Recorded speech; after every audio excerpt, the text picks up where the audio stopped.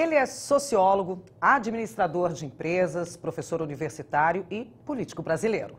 Foi consultor e assessor na área de marketing e estudos econômicos, secretário municipal da Habitação e Desenvolvimento Urbano daqui da cidade de São Paulo durante a gestão de Mário Covas e também secretário da Casa Civil do Estado de São Paulo no governo Alckmin.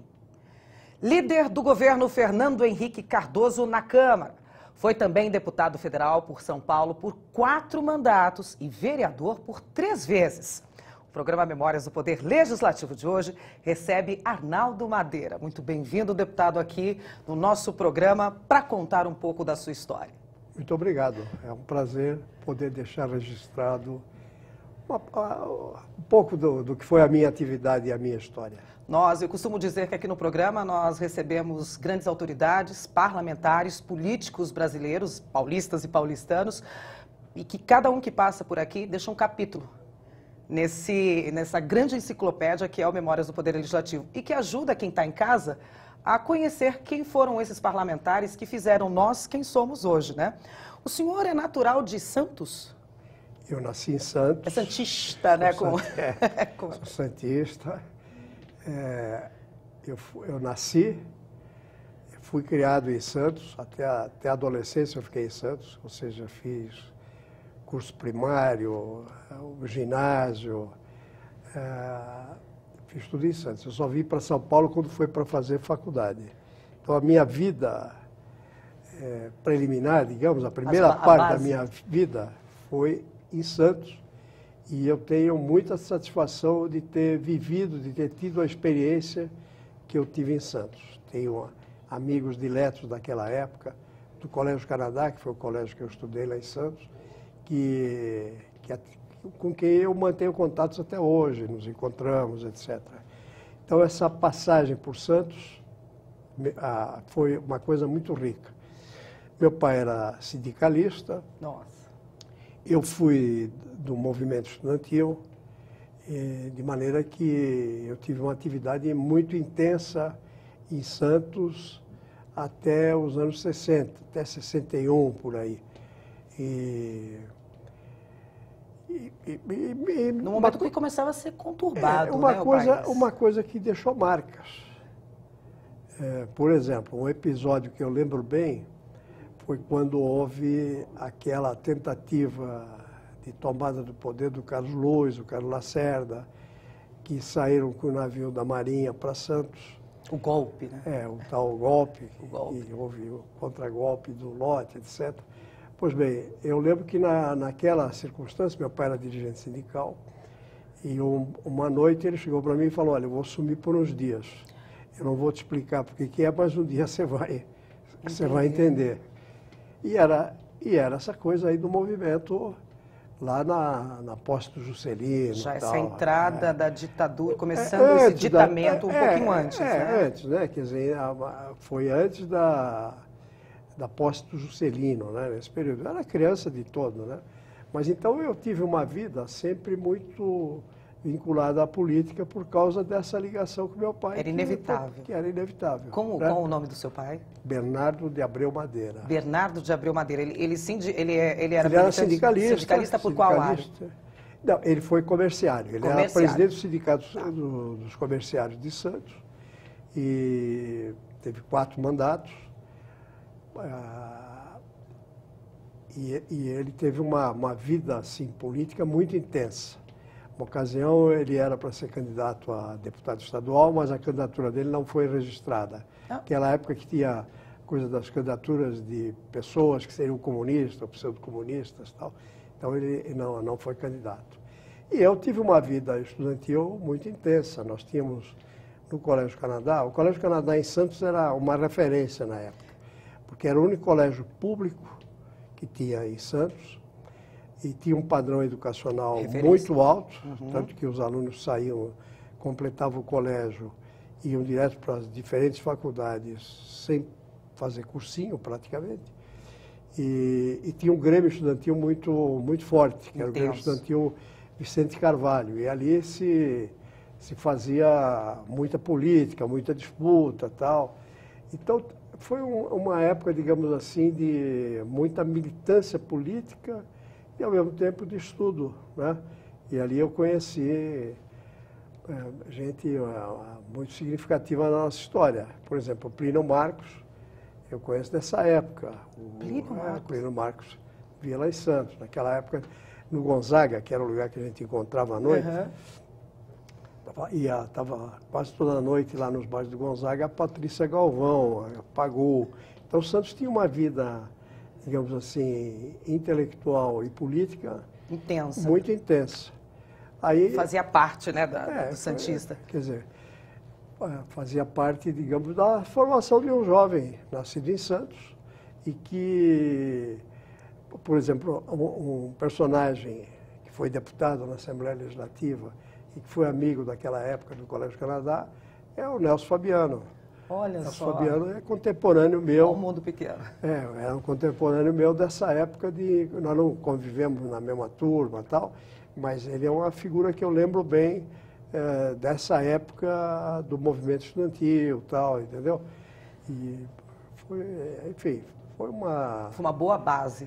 Uma base rica até o momento de eu vir para São Paulo. Era natural que o senhor fizesse essa transição, sair de Santos para a capital São Paulo? Super perto. Não. E entrar na política? Não, aí olha, eu hoje quando olho para trás, dá a impressão que eu estava predestinado a isso. Mas na verdade... Eu até acho natural, né? Mas na verdade as coisas aconteceram sem muito eu perceber. É mesmo. Pois é, o curso que tinha em Santos de mais destaque era Direito. Eu não queria fazer Direito. E eu estava entre Economia e Ciências Sociais. Acabei optando por Ciências Sociais. Então, fiz vestibular e passei aqui na Escola de Sociologia e Política de São Paulo, ali na General Jardim. E aí eu saí de Santos e vim para São Paulo para fazer a faculdade, né? Mas nessa época, desde lá de Santos, eu já era militante do Partido Comunista. Então, a gente tinha uma base na escola, a gente discutia e tal. Lembro de vários personagens importantes que foram a Santos em que eu estive presente, né? Lembro, por exemplo, até já falei isso com o presidente Fernando Henrique, lembro do general Leônidas Cardoso, que era uma figura, assim, magnífica, uma cabeleira branca, e que foi lá em Santos fazer comício. Tinha a época da defesa do petróleo, o petróleo é nosso, né? Então, isso agitava toda a juventude lá. Toda a comunidade mais jovem ali. Toda a juventude lá em Santos. Nós fazíamos várias... Lembro da ida do Ademar de Barros a Santos, do Prestes, Luiz Carlos Prestes, uma reunião feita lá em Santos. Então, essa vinculação política vinha muito forte de Santos por conta dessa minha origem pessoal e familiar, né? E pela prática que se desenvolvia ali no Colégio Canadá, que era uma coisa natural, muito em né? Santos. Natural. Isso foi uma coisa que me marcou muito. E outra coisa que me marcou muito foi o Santos Futebol Clube. Eu ia perguntar o time do senhor, porque eu não posso deixar de perguntar. Nascido em Santos, deve ser santista. Eu tive o privilégio... E bem nessas décadas, né? 60, 70 Pois eu tive o privilégio de torcer para o Santos e ao estádio do Santos a época que o Santos fez aquele time maravilhoso que assombrou o mundo. Então eu vivi aquela época, a época anterior ao Pelé, quando tinha o Pagão, tinha o Del Vecchio, tinha o Pepe, o Tite. Então, Pepe era o que tinha um canhão nas pernas? Exatamente. Que ele tinha um chute fora do comum. Chute fora do comum. 200 por hora, sei lá, eu estava na Vila Belmiro, em 55, quando o Santos, depois de 20 anos, foi campeão paulista. E por acaso foi o gol do Pepe. Olha isso. Então, depois serviu o Exército, lá em Santos. Também. E serviu o Exército no mesmo ano que o Pelé. Nós éramos do mesmo quartel, só que de baterias diferentes. E eu lembro que o Pelé... É amigo do Pelé, deputado? Não, eu não sou amigo dele, eu nunca tive muita proximidade. Eu tive essa convivência com o Pelé lá no quartel. Ele era de uma bateria, eu era de outra. Naquela época, ele já era campeão mundial de futebol, era aquela assombração, né? Eu lembro que um dia eu estava indo para o quartel cedo, entrava às 7 horas da manhã, e tinha um bolo de soldados assim em volta. Aí eu cheguei perto para ver o que estava acontecendo, e que o Pelé estava varrendo a calçada. Então, ficou todo mundo querendo ver o Pelé varrendo a calçada. É mesmo? É. Então, o Pelé estava varrendo a calçada lá no quartel, prestando quartel lá, fazendo o serviço, fazendo o serviço que qualquer soldado faria, qualquer serviço militar. Olha só. Então eu tive, digamos... Que escola, deputado? Eu tive essa felicidade, digamos, privilégio de ter visto todo esse time do Santos que evoluiu para ser o que foi, né? Era natural esse envolvimento do senhor com pessoas com essa parte social, com essa parte... É isso ou me corrija se eu estiver errado? Era natural o senhor seguir um pouquinho os passos do seu pai? Se envolver com pessoas? Não, eu tinha e tenho muito respeito pelo meu pai, que afinal ele é vivo ainda. É vivo ainda? Quantos anos? Meu pai tem 103 anos. Olha só, meus parabéns, meus parabéns. Mas sempre tive muita admiração e muito respeito pelo meu pai, que era uma figura pública lá em Santos, né? Mas não é verdade, porque, por exemplo, lá em Santos, quando eu, no colégio, Canadá, que eu fazia muita política, ficava dialogando lá em torno do centro do Grêmio Estudantil, as pessoas falavam, não, o Madeira sabe isso aí porque o pai dele fala para ele e tal. Mas meu pai não, eu não conversava essas coisas. Não tinha essa influência? Não conversava o dia a dia com meu pai. Não tinha essa... Eu tinha admiração pelo que ele fazia, pela atividade dele, mas nunca fui de ter esse tipo de conversa sobre política com ele, né? E eu lembro até uma ocasião que o meu pai... Eu teve uma época que eu fui congregado mariano. Congregado mariano. Quando eu tinha 15, 16 anos. Era da congregação mariana da Anunciação, lá em Santos. E eu lembro que um dia o meu pai falou... Eu mesmo tempo era militante do... Não, eu militante do partido foi um pouco depois. Ah, tá. Antes eu era congregado mariano. Eu tinha vários amigos que estão lá até hoje, né? E eu lembro que meu pai me disse, o pessoal do partido veio falar comigo que você é congregado mariano. E meu pai falou para ele será o que ele quiser e vocês não mexam com ele porque não tem nada a ver. Ele faz o que ele quiser. Não tem nada a ver. E foi uma passagem muito boa. Fiz teatro de igreja, né? Teatro de escola. Então foi uma vida assim muito, digamos, muito ativa e ligado a essa convivência com vários personagens importantes que viviam em Santos na época, né? Agora, o senhor fez uma escola, eu digo uma escola política, que muitos políticos seguem e alguns políticos não seguem. Vereou, depois deputou e foi secretário, enfim. Não chegou a ser deputado estadual, mas antes de eu chegar nisso daí, assim, 3 vezes como mandato de vereador. O senhor falou aí que não seguiu muito os conselhos, não, as conversas do seu pai, mas seguiu um pouquinho o caminho dele, né? Nesse sentido, foi inevitável. Eu acho que eu quando vim para São Paulo... Tinha quantos anos? Tinha 21 anos. Eu fui para a faculdade, né? E aí tive contato de imediato com o pessoal do Partidão, aqui de São Paulo, e comecei a militar intensamente no movimento estudantil aqui de São Paulo. E a ponto de, logo no primeiro ano, eu ter sido escolhido para ser o coordenador geral do movimento estudantil pelo Partidão aqui na capital. Isso foi em 2002, por aí.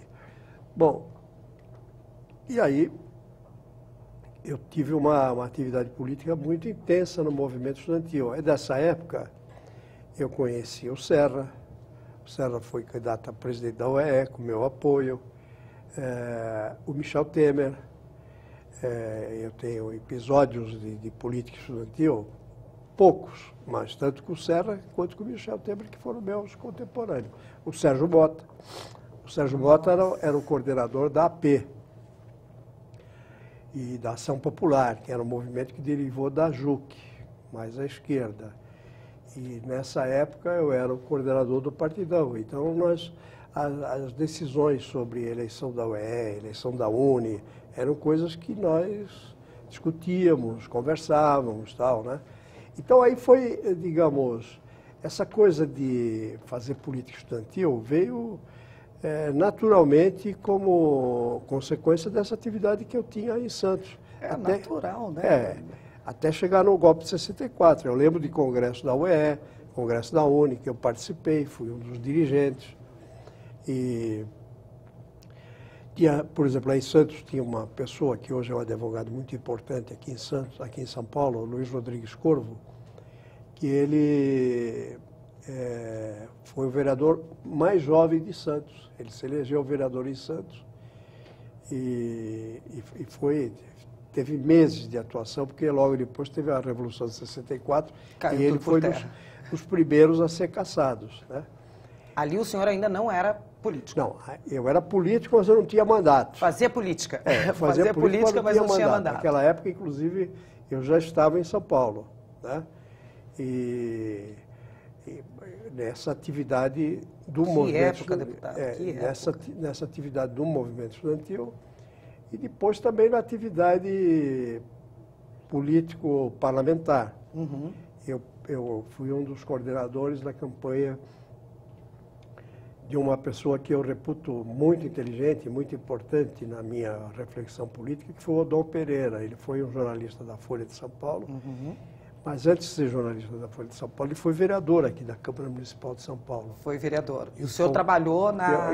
Eu ajudei na campanha dele. Na campanha dele. Ajudou na campanha dele. Mesmo assim, ainda não estava na política. Não estava com mandato. Não, mesmo até Olha aí... só como o senhor estava o tempo inteiro na política, mas estava não... na política, mas sem mandato. Eu sempre me vi como alguém que ia assessorar pessoas que tivessem... Os bastidores. Sempre me vi dessa forma.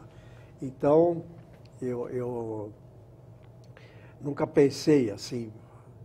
Não houve um projeto de eu ser candidato, entendeu? Frente. Eu me via mais como assessor de alguns políticos.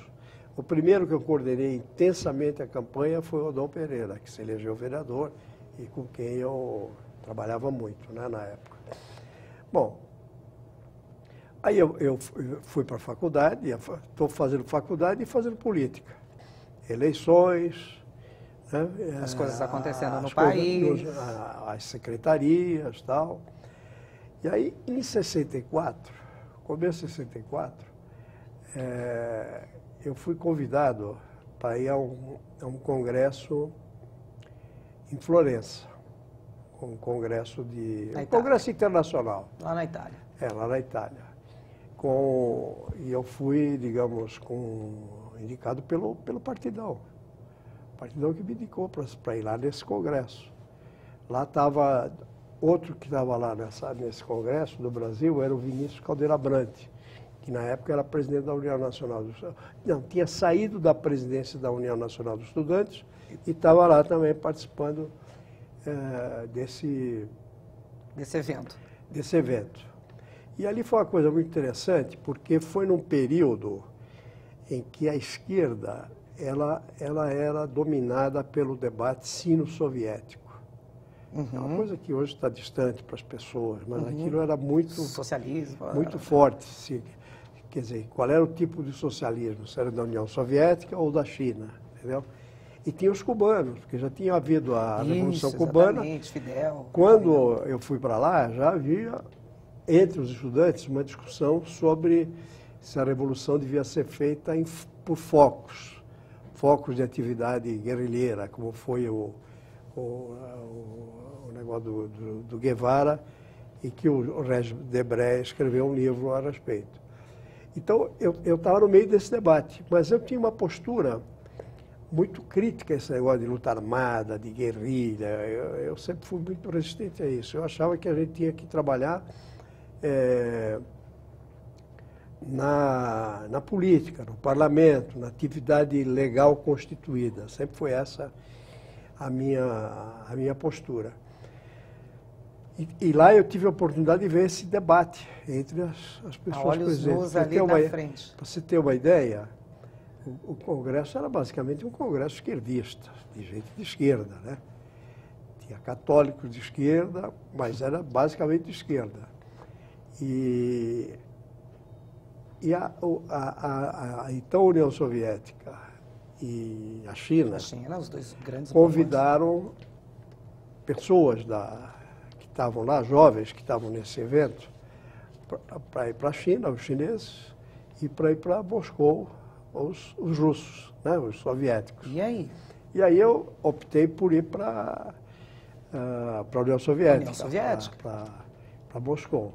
E foi muito interessante, porque quando eu cheguei no aeroporto em Fiumicino, no aeroporto lá de Roma, tinha de um lado um bloco grande de jovens que estavam indo para Moscou, e do outro lado tinha um jovem grande indo para Pequim. Porque esse debate era muito envolvente, era uma coisa muito forte. Bom, aí eu fui nessa viagem, acabei indo para Moscou, fui para Praga, fui para Budapeste, fui para Erevan, na Armênia, quer dizer, fiz Ficou a Europa Oriental ali também um pouquinho, né? Passei em Roma, como eu falei, na volta passei em Paris. E que eram divididos, né, na época. Sim. Tinha, né? Tinha a Alemanha lá dividida, Oriental Ocidental, tinha todos esses blocos, né, no mundo todo. Quem era socialista e quem não era. O socialismo era dividido, né? Era dividido, os blocos, era dividido. Bom, aí quando eu voltei, eu cheguei aqui na véspera da Revolução de 1º de abril. Era uma semana da pátria, feriado prolongado, e eu lembro que eu cheguei no Rio de Janeiro, o pessoal falou, tá uma boa bagunça aqui, porque os marinheiros estão no sindicato, acho que dos metalúrgicos e tal, e está uma maior confusão aqui. Aí eu voltei para São Paulo, passei em casa, em Santos, né? E no dia seguinte vim para São Paulo. Aí quando chegar segunda-feira, terça-feira, começou a Revolução de 64, né? O golpe de 64. Bom, e a nossa turma de jovens que atuavam, aliás, um dos que atuava intensamente comigo na época era o João Batista de Andrade, que é cineasta, a Guiomar Lama de Mello, que foi secretária de Educação, que é uma das pessoas de reflexão. Foi deputada aqui, foi deputada aqui, e é uma das pessoas que, na minha opinião, melhor reflete sobre a educação no Brasil. Então, todos nós tratamos de dar uma sumida, né? Porque tava o Cássio, seu comunista, né? Então estava um horror esse negócio. Por outro lado, eu já voltei da União Soviética, muito crítico ao que eu vi lá. Imagino. Eu voltei bem crítico, próximo de uma doutrina dos italianos, que falava do Gramsci e tal, mas já muito com o pé atrás. Bom. Muito com o pé atrás. Com o pé atrás em relação ao projeto que estava sendo implantado. Que estava sendo colocado e dizendo que era... Eu lembro de um episódio que me marcou muito. Nós fomos visitar uma fábrica lá em Moscou e tinha um grupo tinha um uruguaio, um chileno, um uruguaio, um chileno e um paraguaio, e eu. E fomos lá com o nosso guia, né? E aí chegou na fábrica, eu fiz uma pergunta, e aí eu vi que o tradutor, quando traduziu a pergunta para o diretor lá da fábrica, eu vi que ele ficou tenso. Aí ele falou assim, o diretor está falando que um verdadeiro companheiro não faz uma pergunta dessa. Saia justa. Aí uma saia justa. Mas aí eu comecei a ver o seguinte, bom, quer dizer que tem coisas que não se pode falar. Nem aqui dentro do grupo não pode falar. Então, porque eu sou um cara que aprendi isso com meu pai, sou democrata. Eu acho que você tem que respeitar a opinião das pessoas, a diversidade. Você não pode ficar preso a alguns princípios que são inamovíveis. Não, você tem que ter abertura de discutir, aprender, ver quais são os melhores argumentos para você adotar uma posição, né? Eu vou pedir uma pequena pausa da nossa conversa aqui para a gente ir para o intervalo. Daqui a pouquinho a gente volta com mais história. E eu quero falar também um pouquinho do senhor sobre os seus feitos como deputado e como vereador. Vamos falar. Tem coisa muito importante que diz respeito a todos os nossos trabalhadores aqui, coisas que vieram das mãos do deputado, como deputado federal, que a gente vai comentar aqui também. Mas não sai daí, daqui a pouquinho a gente volta. Até já.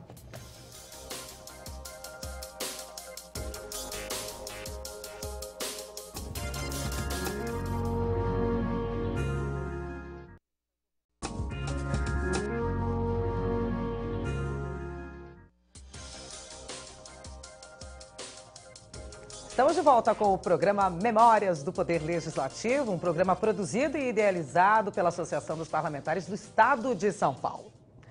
Na Câmara Federal, destacou-se ainda como relator da Lei contra a Lavagem de Dinheiro e da PEC da Previdência Social.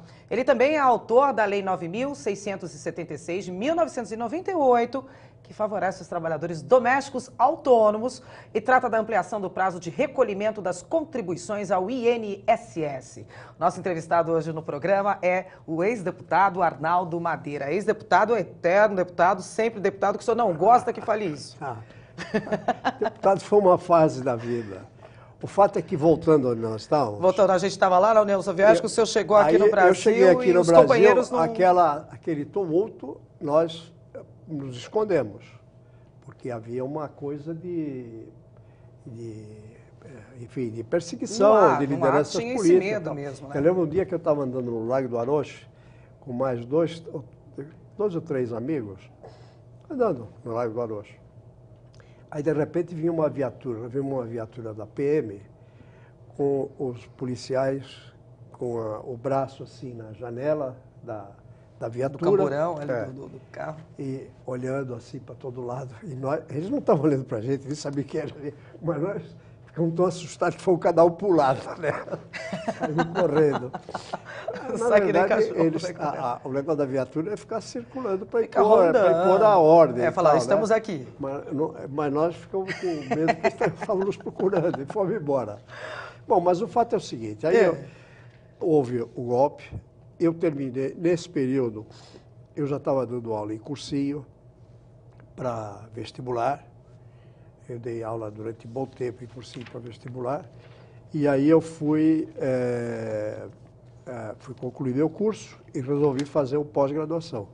Em administração de empresas. Em administração de empresas. Na Fundação Getúlio Vargas. A Fundação Getúlio Vargas, naquela época, tinha um programa de pós-graduação para administração de empresa, que era 1 ano e meio de curso. Eu passei lá no processo de seleção e fiz o curso durante 1 ano e meio. E a minha área de concentração era economia de empresa. Então, eu fiquei naquele período, já formado na sociologia política, fazendo administração e dando aula. Quando chegou no último ano, já em 68,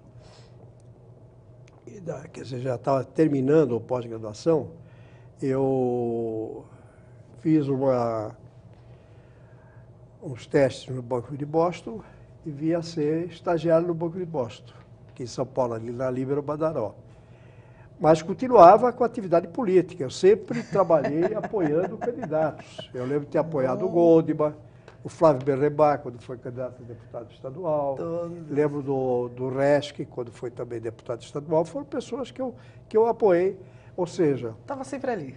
Eu estava atuando politicamente. Nós tínhamos um grupo de amigos que nos reunimos com frequência, discutíamos o quadro político e tal, e nós adotamos a linha de que, olha, é preciso participar do processo político, de eleger parlamentares, tá? E foi o que nós fizemos.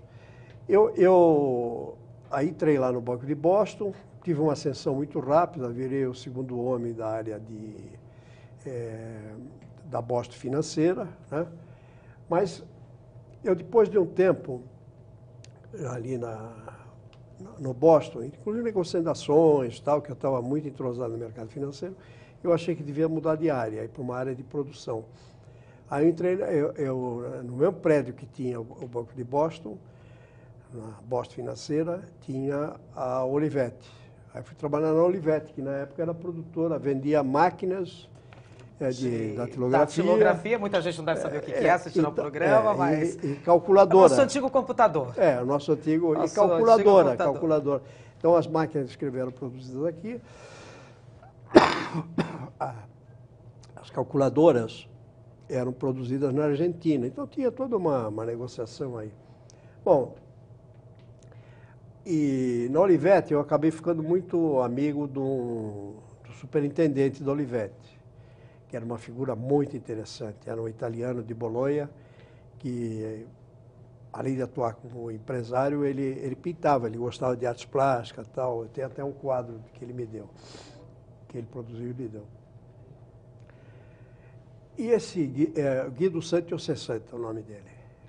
Esse Guido, que eu fiquei muito amigo nesse período, ele acabou sendo convidado para ir dirigir um projeto na Metalúrgica Matarazzo. Na Metalúrgica Matarazzo, que é de propriedade da família do André Matarazzo. O pai do vereador. O vereador hoje. Hoje por São Paulo. E o pai dele era vice-presidente da empresa. E eu fiquei muito amigo deles, muito amigos. E fiquei lá durante um bom tempo, foi a empresa que eu fiquei mais tempo. Mas mesmo nesse tempo, eu continuava trabalhando com política. Não largava a política. Em 66, ajudei o Mário Covas. Depois, em 72, eu não lembro se 72 já era o Brerenbach, que foi para o Federal. Não lembro, mas, enfim, todas as eleições eu ajudei alguém. Porque o Covas se elegeu em 62, 66, mas em 69 ele foi cassado, em janeiro de 69. E nós continuamos atuando aqui e tal. Bom, aí eu trabalhei sempre fazendo política, militando. Eu fui presidente do diretório do PMDB, do MDB, depois PMDB nas Perdizes. Eu vou voltar só um pouquinho antes. Teve a quebra com o Partidão. Assim, depois teve uma quebra com o Partidão. Depois que eu voltei, primeiro, o Partidão teve uma quebra, ficou confuso. Quer dizer, o Partidão adotou uma postura que eu achei correta, que era de não ir para a luta armada, para esse negócio da guerrilha. Que já eram um dos segmentos que se seguiam então, ou não, enfim. Naquela época teve o Marighella, que foi para a luta armada. Eu tive um colega de escola, o Márcio Toledo, que foi para a luta armada e morreu. Bom... Eu vou aproveitar a pausa aqui do deputado que está tomando uma aguinha, porque eu quero saber daqui a pouco a história da sua mãe. Quando o senhor contou para ela que ia se candidatar a vereadora. Ele contou aqui nos bastidores para a gente deu risada, porque parece que ela estava profetizando. Deixa eu chegar lá. Porque aí é o seguinte, eu trabalhei na Olivetti, como eu falei, depois fui para a Metalúrgica Matarazzo, depois fui para uma empresa de publicidade, a Lintas Publicidade, que eu trabalhava com pesquisa, e depois eu fui para o Matarazzo Indústria Reunida, que aí não tem a ver com a Metalúrgica Matarazzo. E ali na Indústria Reunida eu conheci a Maria Pia, que era quem dirigia, e trabalhei ali durante uns 2 ou 3 anos. Finalmente eu resolvi montar, junto com alguns amigos, uma empresa de pesquisa em marketing, pesquisa de marketing, pesquisa de mercado. Inovador isso. Bem inovador. E foi uma coisa muito interessante. Não vou detalhar aqui os projetos que nós fizemos, porque acho que não cabe. Mesmo na metalúrgica, por exemplo, eu participei de uns projetos interessantíssimos. Por exemplo, introdução da lata de cerveja aqui no mercado brasileiro. Eu participei desse projeto. Incrível. Então, eu estava muito envolvido na iniciativa privada, mas sem perder essa vinculação política, essa atuação política, atuando intensamente politicamente. Inclusive, a partir de 77, 78, atuando intensamente com o Mário Covas, que não tinha mandato, mas continuava atuando e tal. Bom, aí nessa época aconteceu o seguinte, quando chegou em 81, ia acabar o período de suspensão dos direitos políticos do Mário Covas, e ele ia ser candidato a deputado federal. O Montoro, governador, ele candidato a deputado federal. Olha a leva que estava vindo. Então, eu participava de um grupo, de vários amigos próximos do Mário Covas, que fazíamos reuniões semanalmente ou quinzenalmente para discutir temas da realidade política, o que estava acontecendo no Estado e tal, e preparando a candidatura do Mário a governador. Eu lembro que nós tivemos uma conversa com o Mário Covas, porque lá atrás, quando o Mário foi cassado, ele era visto como um possível candidato a governador. A liderança dele era tão forte no Brasil como líder do MDB, líder nacional do MDB, que ele era visto como candidato a governador. Aí ele foi cassado. Já enxergar que ele viria a ser... Aí ele foi cassado. E aí, nós, amigos, jovens, todos ali, falamos para ele, Mário, você tem que ser candidato a governador, voltar para onde você tinha. E ele nos deu uma lição, porque ele falou assim, não, eu tenho que voltar de onde eu parti, de onde eu parei. Ou seja, eu tenho que ser candidato a deputado federal, o candidato nosso vai ser o Montoro, ele é que está aí. Ele é que está aí. Então, bom, aí nós tínhamos a candidatura do Covas para federal, que nós começamos a trabalhar.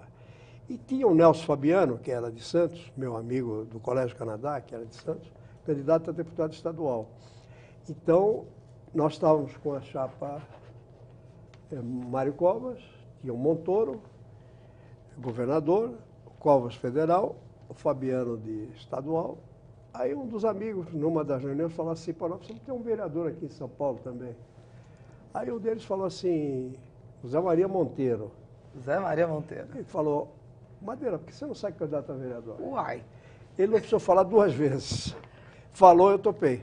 E O foi ano aí, aqui, ó, vereador paulistano 82. por 12 anos. 3 mandatos. 1983 a 1995.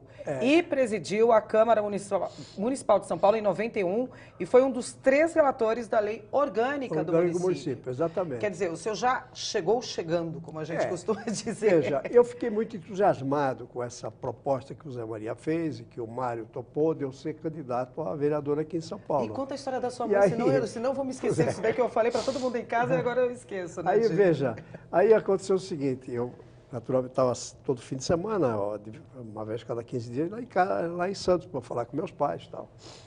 Aí eu cheguei um fim de semana e falei para meus pais, olha, eu resolvi você candidato a vereador lá em São Paulo. Aí a minha mãe falou assim, você vai se meter com esses vagabundos, essa área aí, esses caras, esse político não vale nada, tal. É uma bronca, né? Porque embora meu pai fizesse política, a minha mãe não gostava que ele participasse. Ela não aprovava. Então ela me deu essa bronca. Bom, mas aí entrei na Câmara. 3 mandatos como vereador e 4 como deputado. Entrei na Câmara Municipal com a feliz coincidência de que o Montoro indicou o Mário Covas para ser prefeito de São Paulo. Então, o Mário virou prefeito de São Paulo e eu fui o secretário de Habitação e Desenvolvimento Urbano do Mário Covas. Eu tenho umas nuances aí que eu acho que não vou contar porque a gente não vai ter tempo. Mas aí... A gente tem mais 10 minutinhos ainda tem um Só? tempinho. Só? Então, não vai dar. É programa muito curto. Bom. É muita história, né? Então, olha, aí eu fui secretário de Habitação e Desenvolvimento Urbano do Mário Covas, prefeito. Isso. Quando acabou o mandato dele, na sucessão, o candidato nosso era o Fernando Henrique, que perdeu a eleição para o Jânio Quadros. Eu continuei vereador.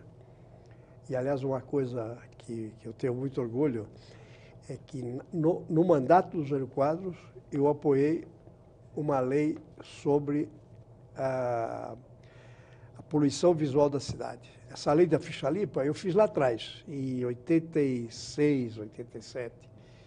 E aí a Câmara aprovou, mas o Jânio vetou. E esse projeto de lei foi construído pela área técnica da prefeitura com que eu trabalhava. E eu consegui aprovar como vereador, mas depois foi pelo processo natural das o Jânio vetou. Bom, aí nos anos seguintes, nós tivemos a Erondina, eu era vereador de oposição à Erondina. Depois tivemos o Maluf, eu era vereador de oposição ao Maluf também. E fui presidente da Câmara de oposição. Na época eu fui presidente da Câmara, representando um grupo que fazia oposição ao Fleury, que era o governador do Estado, e a Luísa Erondina, que era prefeita. Que era prefeita de São Paulo. Ou seja, eu ganhei uma eleição no Legislativo contra completamente o prefeito a prefeita e o governador. Fui contra ambos. Bom, aí tem uma série de atividades que eu exerci na Câmara, que não vou detalhar aqui. O fato é o seguinte, eu resolvi ser candidato a deputado federal. E aí fui candidato em 94. Você tinha me perguntado do estadual. Por que eu nunca quis ser candidato a estadual? Porque a leitura que eu faço da nossa Constituição é que ela limita muito o trabalho do deputado estadual. As competências feitas na Constituição, elas estão concentradas na Câmara Federal e na Câmara Municipal. A Assembleia... A execução, né?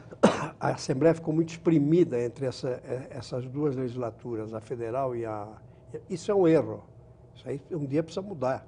Porque as Assembleias Legislativas precisam ter mais competências do que tem hoje. Mas, enfim, eu acabei não me interessando por ser deputado estadual por conta disso. E resolvi ser deputado federal. Bom, aí o que aconteceu? Eu fui o primeiro suplente. Fiquei ali no final, fiquei brigando com o Hélio César Rosa, mas o Hélio César Rosa ganhou e eu fiquei de suplente. Bom, mas o Mário Covas chamou para ser secretário do Meio Ambiente o Fábio Feldman, que é muito meu amigo, gosto muito do Fábio. Já esteve aqui também no nosso programa. Fábio é uma figura notável, eu gosto muito dele. E aí o Fábio veio e eu virei deputado federal. Aí logo de cara fui líder do governo na comissão do Congresso Nacional, que eu fui muito ativo lá em Brasília. Fiquei os primeiros 2 anos ali como líder do governo na comissão de orçamento do Congresso Nacional. A comissão super importante. É, a comissão mais importante que tem. Super importante. E aí o Fernando Henrique ia me convidar para ser líder do governo no Congresso.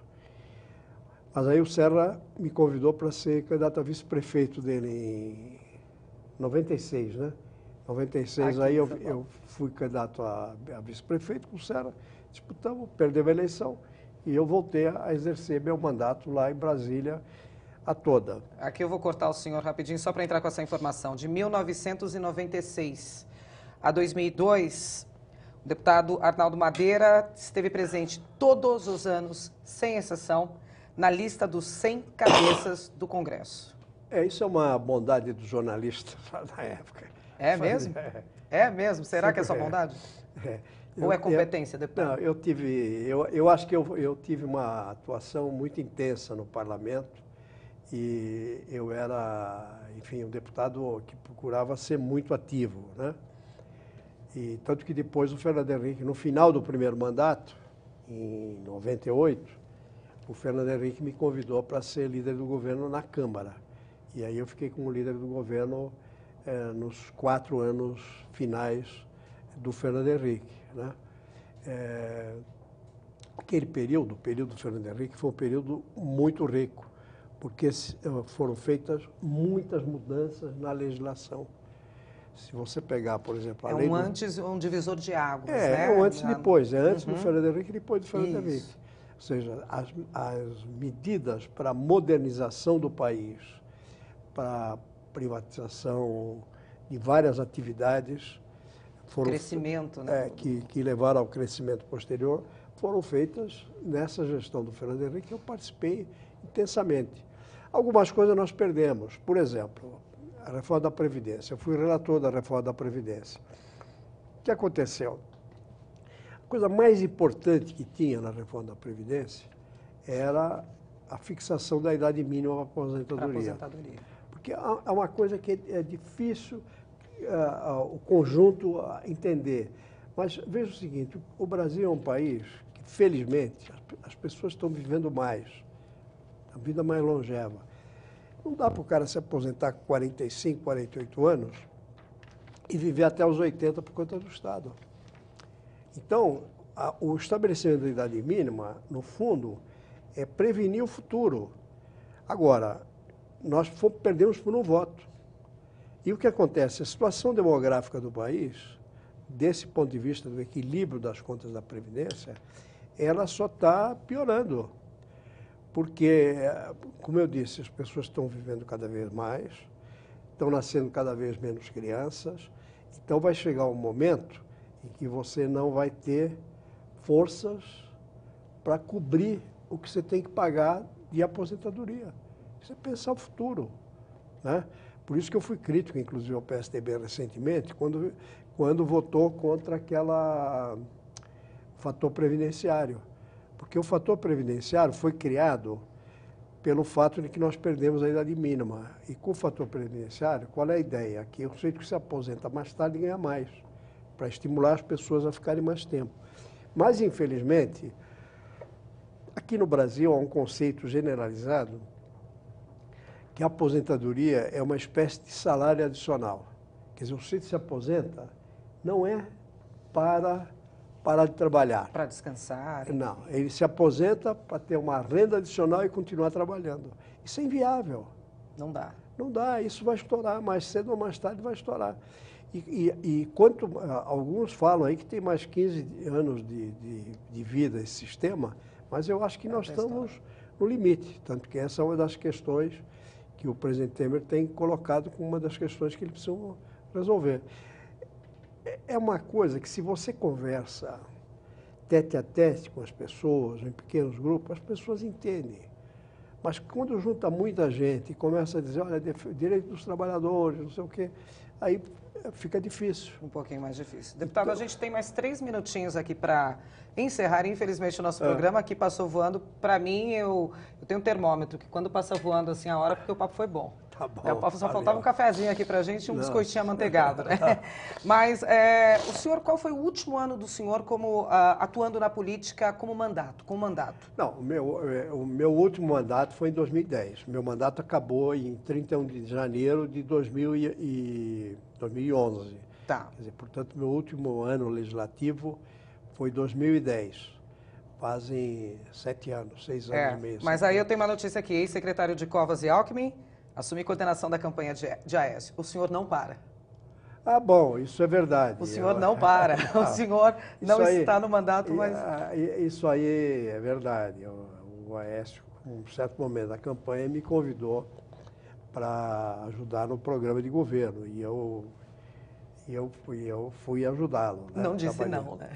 Não. E agora, veja, na campanha municipal, eu só não estou mais envolvido porque o André não é o candidato a prefeito. O André Matarazzo. O André Matarazzo, porque o André Matarazzo era meu candidato. Eu acho que ele é um homem que totalmente identificado com a cidade de São Paulo. Era o candidato natural. Eu aí ia trabalhar muito, como vinha trabalhando. Mas aí o partido escolheu o candidato errado, eu não vou ajudar o candidato errado. Então vai. Deputado, eu agradeço a participação do senhor aqui no nosso programa. Deixo mais uma vez um convite aqui em aberto para que o senhor volte para contar um pouquinho mais desse período aí que, pelo tempo nosso, a gente não falou muito aí. Eu tenho uma informação aqui, por exemplo, só para quem está em casa saber, que por iniciativa do senhor, a partir do ano de 1991, a Prefeitura de São Paulo passou a destinar 30% da sua receita própria para manutenção do desenvolvimento do ensino fundamental. É isso. O senhor também é autor de uma lei que tornou obrigatória a reserva de 50% do espaço destinado ao público aos não fumantes. A gente nem chegou a falar disso, deputado. Essa é uma das iniciativas que eu tenho mais orgulho, porque era aquela confusão, você ia num restaurante, fumaça para todo lado. Todo mundo junto. Todo mundo junto. E misturado. Bom, o meu projeto era para acabar com o fumo em restaurante como é hoje. Mas eu não consegui fazê-lo passar. Houve resistência dos donos de restaurantes e dos vereadores. Aí eu combinei, então vamos fazer uma coisa, meio a meio. E aí pegou. Só que pegou de uma forma tão forte, porque as pessoas iam no restaurante, eu quero lugar de não fumante. Quer dizer, foi uma coisa. Eu lembro disso, muito forte. Muito bem. Agora, essas coisas todas dão uma outra conversa, inclusive a atividade na Câmara Federal, que nós falamos muito pouco. Muito pouco. Por favor, então, eu deixo aqui o convite em aberto para que o senhor retorne aqui com a gente, para que a gente termine de contar essa história. Tá muito bem. E desde já, muito obrigada pela sua vinda aqui. Eu que agradeço a oportunidade e vamos em frente, né? Seja sempre muito bem-vindo, portas abertas aqui da casa. Obrigada, querido. Viu? O programa Memórias do Poder Legislativo fica por aqui. Até nosso próximo encontro. Tchau.